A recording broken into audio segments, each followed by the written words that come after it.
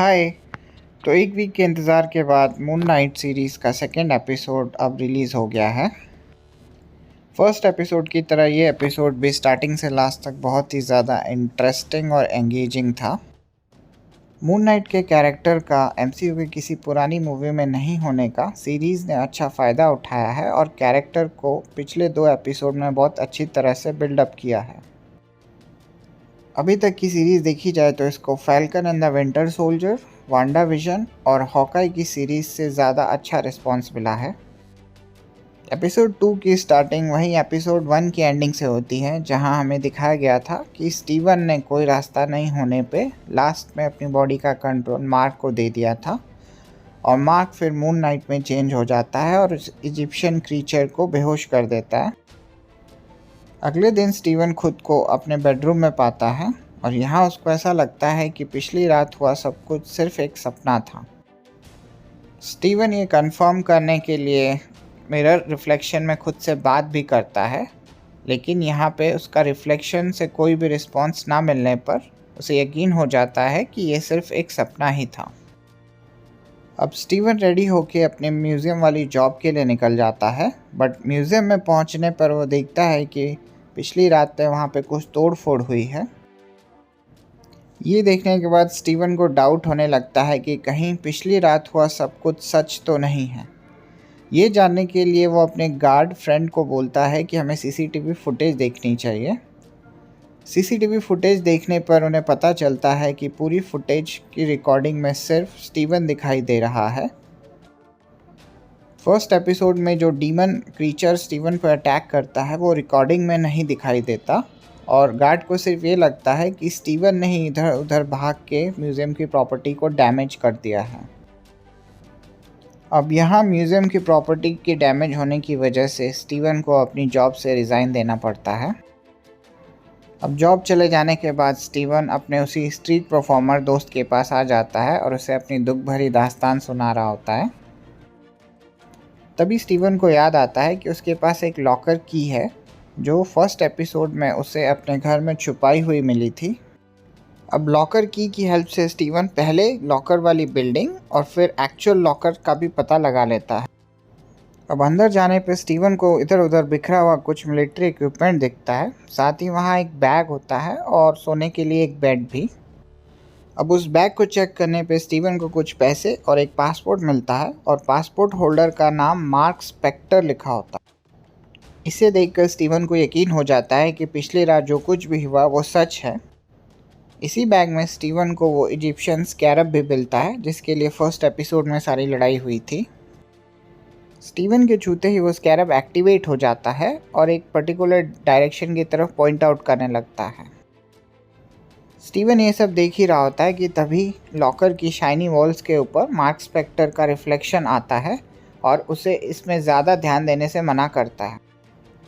Mark उसे ये भी बोलता है कि स्टीवन को रेजिस्ट नहीं करना चाहिए और अपनी बॉडी मार्क को दे देनी चाहिए बिकॉज अभी उनका मिशन पूरा नहीं हुआ है।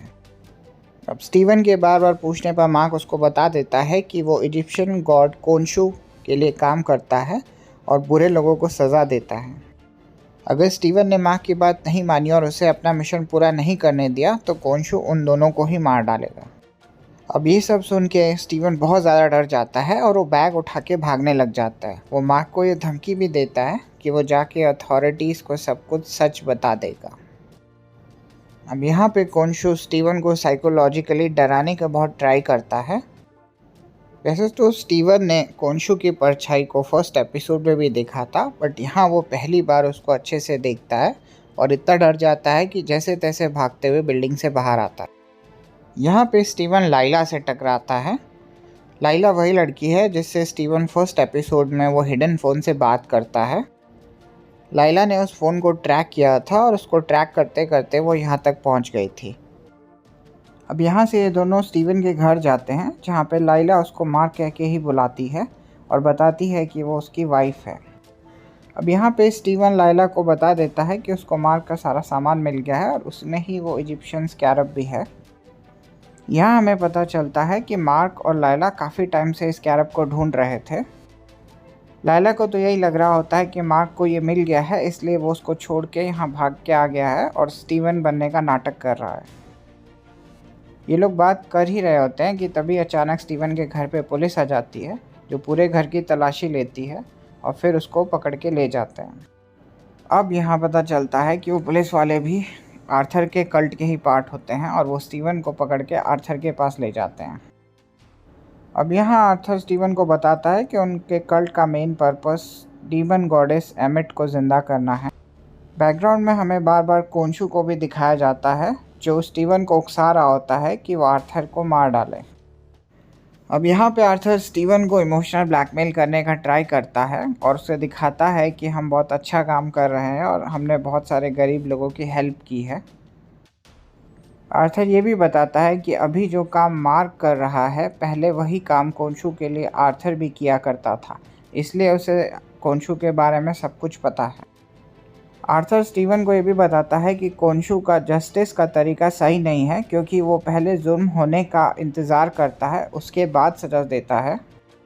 एमिट का तरीका इससे बिल्कुल अलग है। वो इंसान का पास्ट, प्रेजेंट और फ्यूचर तीनों देख लेती है और अगर वो फ्यूचर में भी कुछ गलत करने वाला होता है तो उसको अभी ही सज़ा मिलती है। यहाँ हमें ये भी पता चलता है कि वो इजिप्शियन स्कैरब असल में एक कंपास है जो एमिट की कब्र की तरफ इशारा करता है और इसलिए आर्थर और उसके कल्ट के लोगों को उसकी तलाश होती है। अब ये सब लोग मिलकर स्टीवन को पकड़ने ही वाले होते हैं कि तभी वहाँ लायला आ जाती है और उन लोगों को वो स्कैरब दिखाती है, जिसकी वजह से वो लोग अब इन दोनों के पीछे पड़ जाते हैं। यहाँ पे आर्थर एमिट की दी हुई पावर का यूज़ करता है और उसी म्यूज़ियम वाले क्रीचर को फिर से बुलाता है। अब यहाँ पे लायला स्टीवन को अपना सूट निकालने को बोलती है, जिससे हमें पता चलता है कि मार्क पहले भी उस सूट का इस्तेमाल करता था। हालांकि पहले तब वो मर्सनरी की तरह उसका इस्तेमाल करके लोगों की जान लेता था। मार्क भी स्टीवन को रिक्वेस्ट करता है कि वो अपनी बॉडी का कंट्रोल उसे दे दे, पर जब स्टीवन मना कर देता है तो मार्क उसे बताता है कि वो भी सूट को बुला सकता है। अब यहाँ पे कुछ गड़बड़ हो जाती है, क्योंकि जो सूट दिखाया जाता है ये वो नहीं है जो हमें फर्स्ट एपिसोड में दिखाया जाता है। मे बी इसका रीज़न ये है क्योंकि अभी स्टीवन अभी भी बॉडी के कंट्रोल में है और उसने अपना कंट्रोल मार्क को नहीं दिया है। अब यहाँ पे स्टीवन खुद हीरो बनने की कोशिश करता है और मार्क के मना करने पर भी वो खुद जाके उस क्रीचर से लड़ने लगता है, पर जल्दी ही उसको समझ आ जाता है कि उससे लड़ना इसके बस की बात नहीं है, इसलिए फाइनली वो मार्क को बॉडी का फुल कंट्रोल दे देता है। स्टीवन की बॉडी का कंट्रोल मिलते ही मार्क उस क्रीचर को मार देता है, पर तभी कहानी में नया ट्विस्ट आ जाता है और स्टीवन के लाख कहने पर भी मार्क बॉडी को वापस देने से मना कर देता है। यानी अब मार्क कंट्रोल में है और स्टीवन अब कैद हो गया है। इसी सब में इनके हाथ से वो स्कैरब निकल जाता है, जिसकी वजह से कोंशू बहुत गुस्सा हो जाता है और वो मार्क को धमकी देता है कि अगर उसने उसका मिशन पूरा नहीं किया तो नेक्स्ट वो उसकी वाइफ लायला को चूज़ करेगा। अब ये सुन के मार्क वापस से मिशन पे फोकस करता है और एपिसोड के एंड में हमें दिखाया जाता है कि मार्क अब इजिप्ट पहुंच गया है। वीडियो पसंद आई हो तो इसे लाइक कर दे और ऐसे ही इंटरेस्टिंग एक्सप्लेनेशंस के लिए मेरे चैनल को सब्सक्राइब कर ले। तो मिलते हैं एक नए वीडियो के साथ। Bye bye.